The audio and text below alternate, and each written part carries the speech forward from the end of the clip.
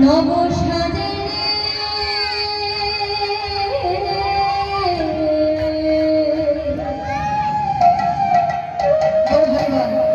আমরা সবাই মোবাইলেও দেখি, তাই না?